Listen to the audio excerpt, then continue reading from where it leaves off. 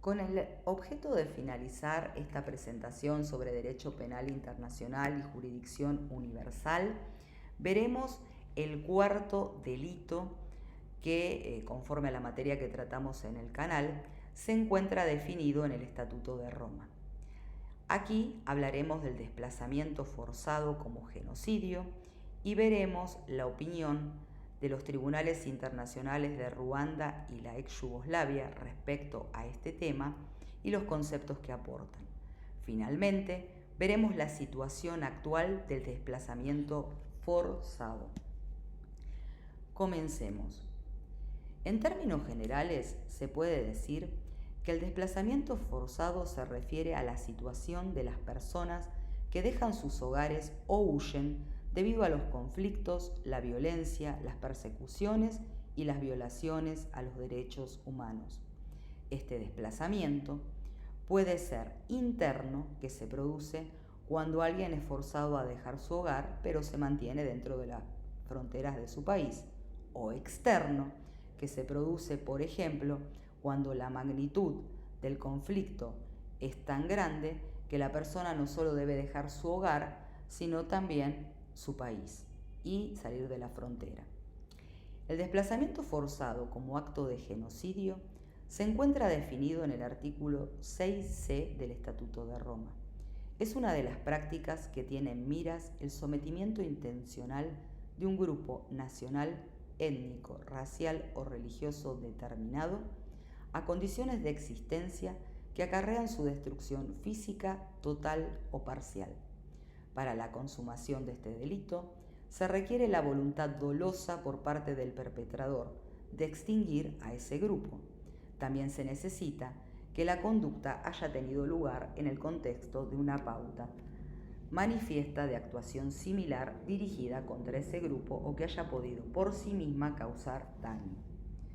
Dicha definición ha sido receptada por diversos fallos de los tribunales internacionales ad hoc de Ruanda y la ex Yugoslavia, los cuales han aportado algunos elementos interesantes que merecen ser compartidos. Pasemos a verlos. El Tribunal Penal Internacional para Ruanda, en el caso del prosecutor fiscal versus Jean-Paul Akayesu en 1998, dice que el desplazamiento forzado abarca todos los métodos de destrucción que no incluyen la aniquilación inmediata del grupo, sino su quebrantamiento físico. Posteriormente, en el caso del prosecutor o fiscal versus Kayihema en 1999, sostiene que el desplazamiento forzado abarca la violación sexual, la privación de comida, el impedimento de acceder a los servicios de salud mínimos, la ausencia de alojamiento durante un periodo de tiempo significativo o la expulsión sistemática del hogar. Por su parte, el Tribunal Penal para la ex Yugoslavia, en el caso del prosecutor o fiscal versus Milorad Korjailac en 2002, manifestó que dentro del derecho penal internacional se tipifica como deportación o traslado forzoso al desplazamiento forzado de personas a través de la expulsión o de otros actos coercitivos desde el área en donde éstas residen legalmente y bajo motivaciones no permitidas por el derecho internacional.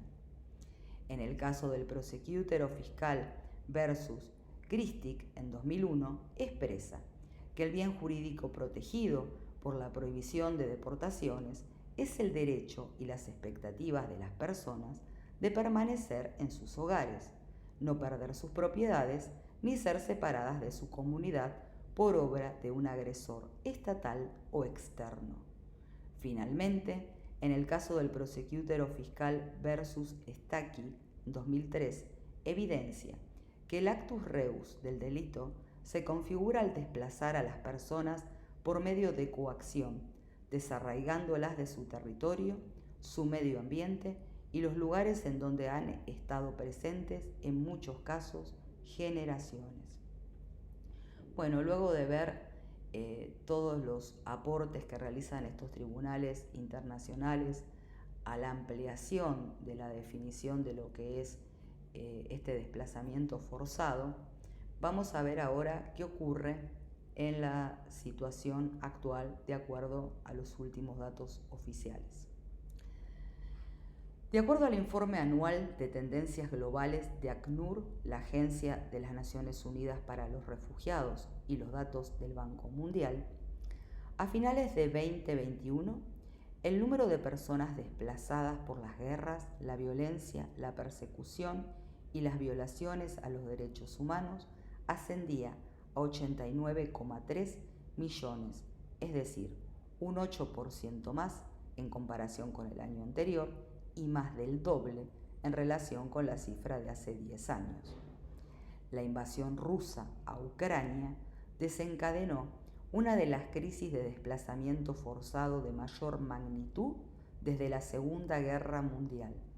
A ello se sumaron otras emergencias desde el continente africano hasta el ascenso al poder de los talibanes en Afganistán en el mes de agosto, los 4,4 millones de personas de Venezuela desplazadas en territorio extranjero, y todas estas circunstancias han hecho que se supere el dramático número de 100 millones de personas. El número de personas refugiadas aumentó a 27,1 millones en 2021. Se incrementaron las llegadas de Uganda, Chad y Sudán, entre otros países. La mayoría de los refugiados fueron acogidos por países vecinos de pocos recursos. El número de solicitantes de asilo es de 4,6 millones, o sea, un 11% más. En 2021, por 15º año consecutivo, se mantuvo en alza el número de desplazados al interior de sus propios países, llegando a 53,2 millones por el recrudecimiento de la violencia y los conflictos.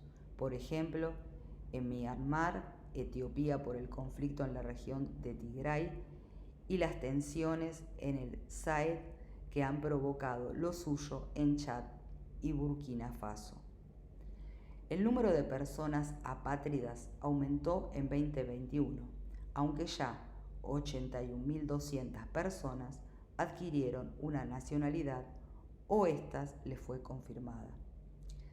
Por su parte, el Banco Mundial sostiene que en 2021, 23 países cuya población suma en conjunto 850 millones de personas experimentaron conflictos de intensidad media y alta. Al mismo tiempo, la escasez de alimentos, la inflación y la crisis climática han acentuado las dificultades de la población y han añadido más presión a la respuesta humanitaria en un momento en que se complica el panorama de financiación en muchas situaciones. Bueno, todos estos son datos alarmantes porque también refleja el aumento de los conflictos en el mundo, que ya vimos que también trae aparejado muchos delitos de naturaleza sexual y violaciones en el marco de estos conflictos, con lo cual esto también resulta preocupante. También vemos continuamente en todos los videos que a partir de la pandemia se reduce mucho la cantidad de dinero que se aportan a las causas de financiamiento y todo lo que se necesitaría para resolver estos problemas, con lo cual estos casos se han intensificado más por la crisis económica, por la inflación, por todo lo que plantea el Banco Mundial, ¿no? Es muy interesante, les pido por favor que reflexionen, que ahora que ya hemos terminado esta etapa de Derecho Penal Internacional y Jurisdicción Universal, por favor que comenten, que podamos interactuar. Si les gustó el video, les pido que me den un me gusta y que se sigan suscribiendo al canal. Y bueno, en la próxima entrega empezaremos a ver el derecho internacional de los derechos humanos en la jurisdicción universal. Así que bueno, Nos vemos a la próxima, los dejo con este material, espero que reflexionen y nos mantenemos en contacto. Muchas gracias.